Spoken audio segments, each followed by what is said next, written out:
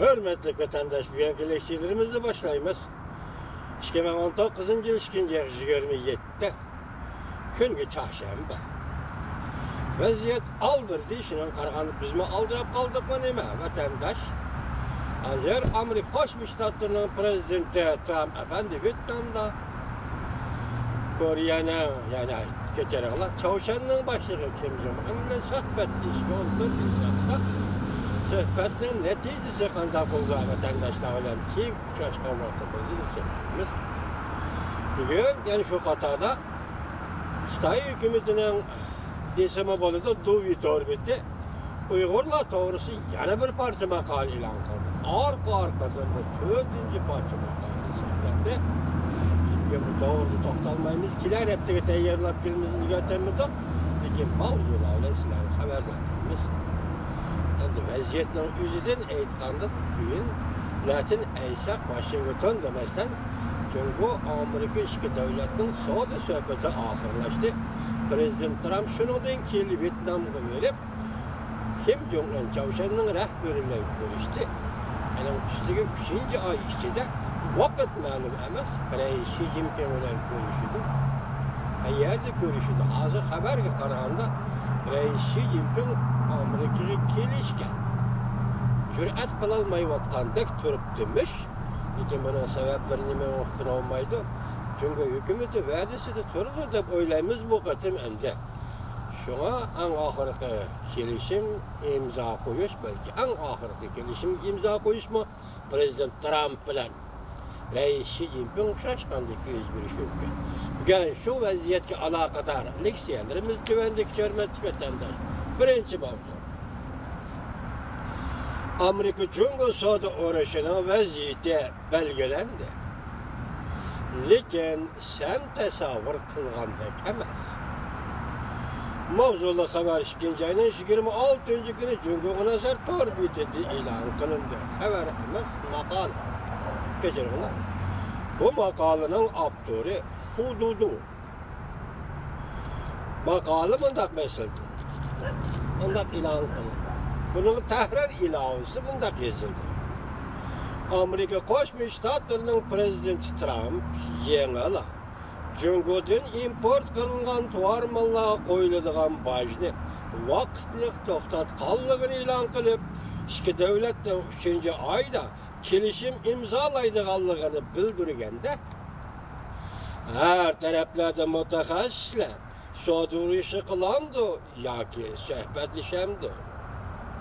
Kendini söylemdi yoki murassalishimdi deb talash tortish qilayotgan bir paytda men bo'lsam hududu deydi. Men bo'lsam yoki mag'lubiyatning allaqachon ayrilib bo'linganligini, vaziyatning allaqachon belgilanganligini ko'rib yetdim deydi. Maqolaning avtori Hududu. Jungu taraf mayli murassaga kelsin yoki kelmesin. Mağlup bo'lganligini tan alsın yoki almasın. Sohbatni kendiga so'rayman desin yoki demasin. Qilcha ahamiyatsiz bir ish bo'lib qoldi. Haqiqat vatandosh. Jungo taraf mayli murassaga kelsin yoki kelmesin. Mağlup bo'lganligini tan alsın yoki almasın. Sohbatni kendiga so'rayman desin yoki demasin. Qilcha ahamiyatsiz bir ish bo'lib qoldi. Savdo urushi faqat Prezident Trumpning javobamilik bir turkum mutaxassislarning beshig'i sangilitib qo'ygan Damokles xanjiridan boshqa narsa emas. Men Damokles xanjirining nima ekanligi to'g'risidagi izohatlarga esinglarda bor. Bir podshohning vaziriga, ishonch qilinmagan vazirning beshig'iga esib qo'ygan Damokles xanjiri. Endi bu yer yana nimada javobamilik biz Cumhur tarixidagi hozirgi zamon adabiyot tarixida Lushin degan bir odam bor. Yozuvchi shu kishining yozgan Akiyevning tarjimali degan asarda Akiyev Jav ismli baytag'am bor, Jav ismli nochtag'am bor, Jav ismli buyuk tag'am bor deb o'zidan o'zi maqtanib yuradigan kishilar. ro'y g'olibiyatchilar shuning asosan hozir chet elda Xitoy ziyolileri bugungi jungdan keyin Zhao familiyalik yoki Zhao familiyalik o'tmanlik deb ataydigan bo'ldi masxara qilib bu yerda o'tgan Zhao familiyalik bir turkum mutaassiblar beşiği sangılatıp koygan damökles hay yürüdüm başka narsa emas. Soğudu o işi. Prezident Trump'ın Zhao familiyalik turkum mutaassiblarning beşiği sangılatıp koygan damökles hay yürüdüm başka narsa emas. Prezident Trump kerak bo'lgan strategik önem ve neticege Prezident Trump allaqachon erishib bo'ldi. Allaqachon erishib bo'ldi.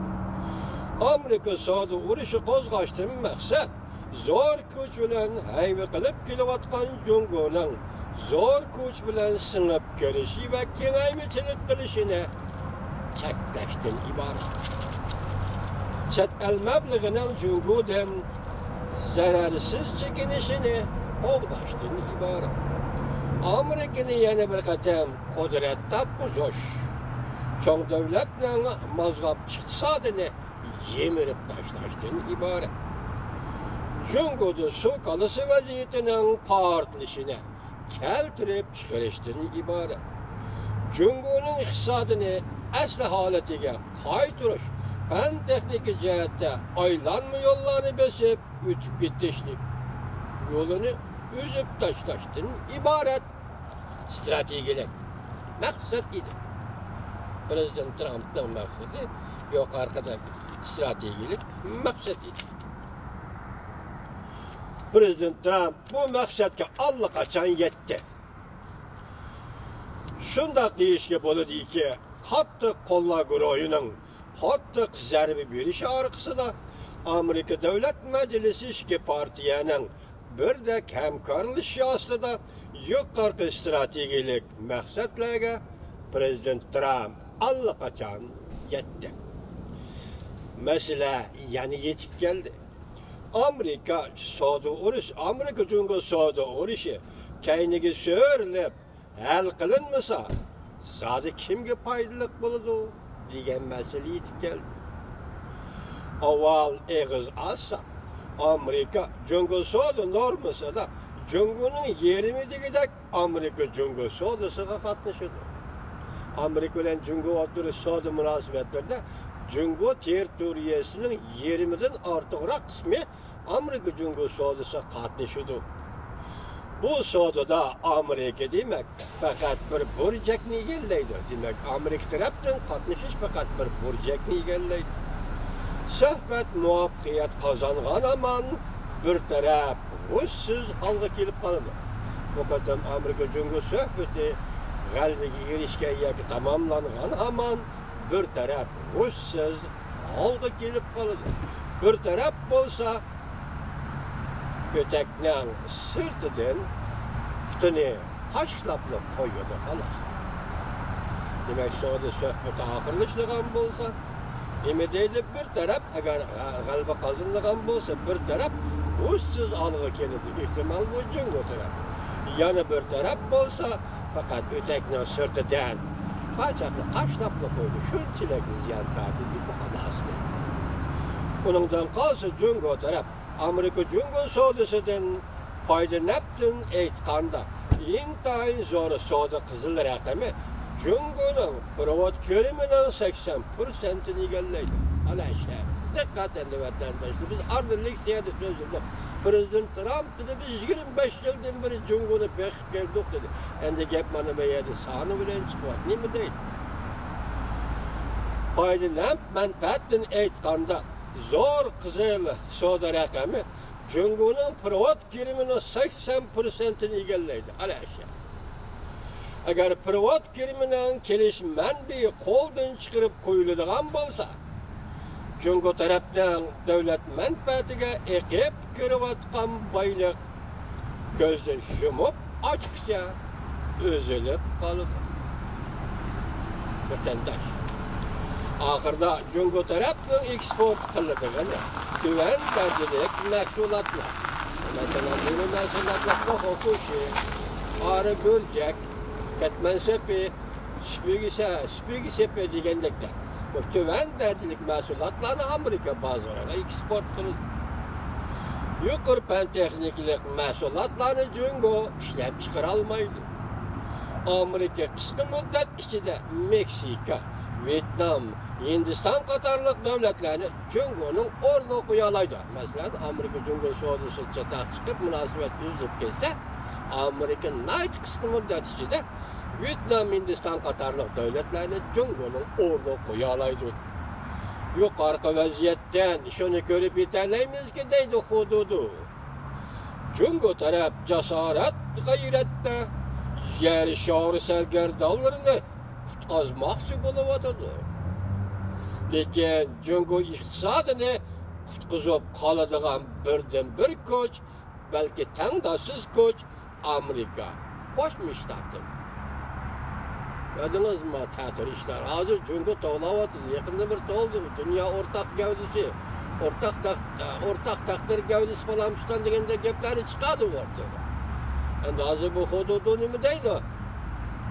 Cungo dünya sergerdonlarini qutqazmoqchi bo'lyapti. Afsuski, navbati Cungo iqtisodini qutqazadigan birdan bir davlat Amerika Qo'shma Shtatlardir.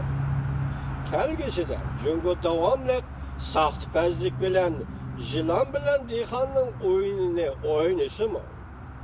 Ishga taqib olib, ichida bir-biri bilan kurash qiladigan ko'ni-katanga qaytib kelsimi?